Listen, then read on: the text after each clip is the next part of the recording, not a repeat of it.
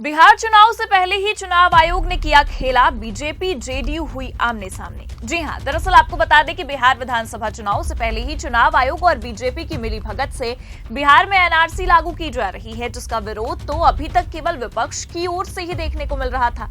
लेकिन अब आपको बता दें कि खुद जेडीयू ने भी सामने से आकर इस खेल का पर्दाफाश कर दिया है, जिसके बाद बवाल थमने का नाम नहीं ले रहा है। नमस्कार, आप देखना शुरू कर चुके हैं 4 PM न्यूज नेटवर्क और मैं हूं आपके साथ प्रगति ठाकुर। दरअसल आपको बता दें कि बिहार चुनाव से ठीक पहले ही बीजेपी और जेडीयू दोनों ही आमने सामने जाते नजर आ रहे हैं। वोटर वेरिफिकेशन मामले को लेकर खुद जेडीयू अपने ही गठबंधन के खिलाफ आंदोलन करने पर उतर आई है और प्रधानमंत्री मोदी के फैसले तक को आंख दिखा रही है, जिसे लेकर अब बिहार में अलग ही बवाल देखने को मिल रहा है। तो जेडीयू ने कैसे खुद बीजेपी के फैसले का विरोध करके प्रधानमंत्री मोदी को आग दिखाई है, आगे आपको खबरें बताएंगे। लेकिन इन सबसे पहले आपको चुनाव आयोग और बीजेपी के इस चुनावी खेल से थोड़ा सा रूबरू करवा देते हैं। खबर देखिए आप, इसमें लिखा है बिहार में चुनाव से पहले एनआरसी लागू करने की कोशिश, वेरिफिकेशन बहाना, आरजेडी का मोदी सरकार पर निशाना। तो दरअसल आपको बता दें कि ईसीआई वोटर लिस्ट संशोधन की आड़ में राष्ट्रीय नागरिक रजिस्टर यानी कि एनआरसी लागू करने की कोशिश के आरोपों से घिर चुका है। विपक्षी नेताओं ने उस पर गंभीर आरोप लगाए हैं। नेताओं ने आरोप लगाया है कि बिहार और अन्य गैर भाजपा शासित राज्यों में वोटर लिस्ट के संशोधन की आड़ में भाजपा की मदद से मतदाताओं के नाम हटाने की साजिश रची जा रही है।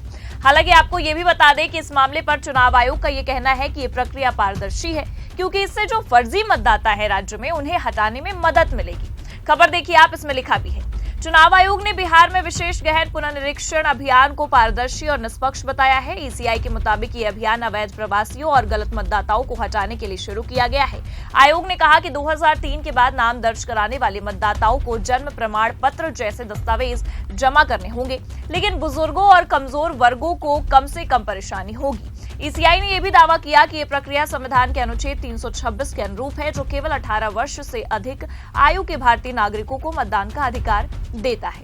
हालांकि चुनाव आयोग के डोर टू डोर कैंपेन करने की भी बात इस वक्त निकलकर सामने आ रही है, जिस पर बवाल देखने को मिल रहा है, क्योंकि विपक्ष का यह कहना है कि बिहार जैसे घनी आबादी और कमजोर कनेक्टिविटी वाले राज्य में 1 महीने में डोर टू डोर सत्यापन असंभव है। ये प्रक्रिया गरीबों और हाशिए पर रहने वाले समुदाय, खासकर सीमांचल के मुसलमानों को निशाना बना सकती है, जिनके नाम मतदाता सूची से गायब करने की तैयारी चल रही है। लेकिन यहाँ पर सबसे ज्यादा गौर करने वाली बात और ध्यान देने वाली बात बस यही है कि जहां एक तरफ विपक्ष इस मुद्दे पर अपनी बात रखते हुए इसे केवल बीजेपी और चुनाव आयोग की साजिश बता रहा है, विपक्ष खुलकर ये कह रहा है कि वोटर लिस्ट वेरिफिकेशन की आड़ में बीजेपी वाले चुनाव आयोग के साथ मिलीभगत करके एनआरसी लागू करवाने की साजिश रच रहे हैं। वहीं सबसे बड़ी खबर यह है कि दूसरी तरफ आपको बता दें, इन सब के बीच खुद बीजेपी के इस खेल का विरोध उनके ही लोग करते नजर आ रहे हैं। जी हां, आपको बता दें कि आरजेडी ही नहीं बल्कि खुद जेडीयू ने भी वोटर वेरिफिकेशन के मामले पर बीजेपी के इस फैसले पर आपत्ति जताते हुए खुद इस बात का विरोध कर दिया है कि बिहार में जो कुछ भी चुनाव आयोग कर रहा है वो सरासर गलत है। खबर देखिए आप, एबीपी की, इसमें लिखा है ये एनआरसी से भी खतरनाक, वोटर लिस्ट वेरिफिकेशन पर बोली आरजेडी, जेडीयू ने भी साफ किया अपना स्टैंड। तो जैसा कि आप जानते हैं कि बिहार विधानसभा चुनाव जैसे जैसे नजदीक आ रहे हैं, बिहार में चुनाव आयोग पर खेला करने के आरोप शुरू से ही लगना शुरू हो चुके हैं। तेजस्वी यादव, राहुल गांधी समेत तमाम विपक्षी नेता इस बात का जमकर विरोध कर रहे हैं, लेकिन चुनाव आयोग के खिलाफ खुद जेडीयू यानी कि बीजेपी के खुद के सहयोगी दल मोर्चा संभालना शुरू कर देंगे, इसकी तो कभी किसी ने कल्पना तक नहीं की होगी, लेकिन अब ऐसा होता नजर आ रहा है। दरअसल आपको बता दें कि जेडीयू एमएलसी व पार्टी के बड़े अल्पसंख्यक चेहरे खालिद अनवर ने ये कहा है कि वोटरों का वेरिफिकेशन होना चाहिए, लेकिन चुनाव आयोग ने जो प्रोफार्मा जारी किया है वो काफी गलत है। और खालिद अनवर ने बकायदा सामने से आकर इस बात का विरोध जताते हुए बीजेपी को आंख भी दिखाई है। खबर देखिए आप, इसमें आगे लिखा है खालिद अनवर ने कहा है कि एनपीआर एनआरसी जैसा है। 2020 में एनपीआर का हम लोगों ने विरोध किया था, 2010 की तर्ज पर होना चाहिए, क्योंकि उसमें माता पिता का प्लेस और डेट ऑफ बर्थ पूछा जा रहा था। विधानसभा से 2020 में ये संकल्प पास हुआ था। हमारे नेता नीतीश ने एनपीआर को रिजेक्ट किया था। एनआरसी के खिलाफ भी हम लोग हैं, उसके खिलाफ भी प्रस्ताव 2020 में पारित हुआ था विधानसभा से। आज उन्हीं सवालों को चोर दरवाजे से चुनाव आयोग अपनी प्रोफार्मा में रख रही है। बिहार के गरीबों को डॉक्यूमेंट के नाम पर परेशान नहीं किया जाए कि माता पिता का डॉक्यूमेंट लाइए। नीतीश का विजन इन मामलों में स्पष्ट है, ऐसी चीजें स्वीकार नहीं करते। प्रोफार्मा के नाम पर गरीबों को परेशान किया जा रहा है।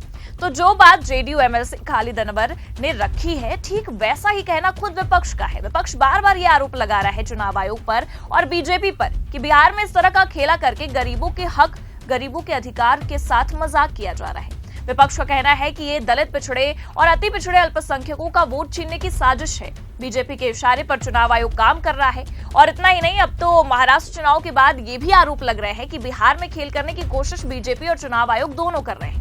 इस बात का विरोध जहां एक तरफ आरजेडी और जेडीयू भी कर रही है, वहीं खुद एआईएमआईएम चीफ असदुद्दीन ओवैसी ने भी किया। उन्होंने तो बाकायदा ट्वीट किया और लिखा, चुनाव आयोग बिहार में पीछे के रास्ते से एनआरसी लागू कर रहा है। विश्वसनीय अनुमानों के मुताबिक केवल 3/4 जन्म पंजीकृत है। सरकारी दस्तावेजों में अक्सर त्रुटियां होती हैं।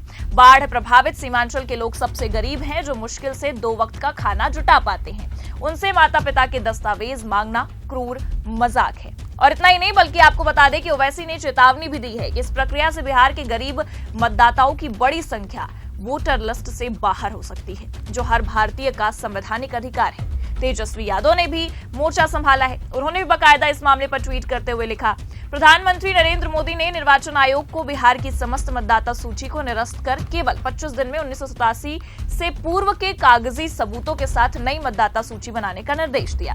चुनावी हार की बौखलाहट में ये लोग अब बिहार और बिहारियों से मतदान का अधिकार छीनने का षड्यंत्र कर रहे हैं। विशेष गहन पुनरीक्षण के नाम पर ये आपका वोट काटेंगे ताकि मतदाता पहचान पत्र ना बन सके। फिर ये आपको राशन, पेंशन, आरक्षण, छात्रवृत्ति सहित अन्य योजनाओं से भी वंचित कर देंगे। और इतना ही नहीं, बल्कि तेजस्वी ने तो इस मामले पर प्रेस कॉन्फ्रेंस भी करते हुए विरोध जताया था। लेकिन यहाँ सबसे हैरानी की बात यह है कि बीजेपी और चुनाव आयोग के इस खेल पर खुद जेडीयू ने सामने से विरोध जता दिया है। खालिद अनवर ने जिस तरह से विरोध जताया, उसके साथ ही आपको ये भी बता दें कि कई ऐसे तमाम नेता हैं जेडीयू से जिन्होंने सामने से आकर इस बात को सिरे से नकारने की कोशिश की है, जिससे ये साफ समझ में आ रहा है कि बीजेपी का ये बिहार विधानसभा चुनाव में भी घोटाला करने वाला एजेंडा अब पूरी तरह से फंस चुका है, क्योंकि जेडीयू और आरजेडी की विचारधाराएं इस वक्त मिल रही हैं और खुद आरजेडी के फैसले से अब नीतीश की पार्टी भी हाँ में हाँ मिलाती नजर आ रही है। ऐसे में आपको क्या लगता है, क्या महाराष्ट्र जैसा खेला बिहार में होगा या कि इस बार बीजेपी अपनी चाल में कामयाब नहीं हो पाएगी?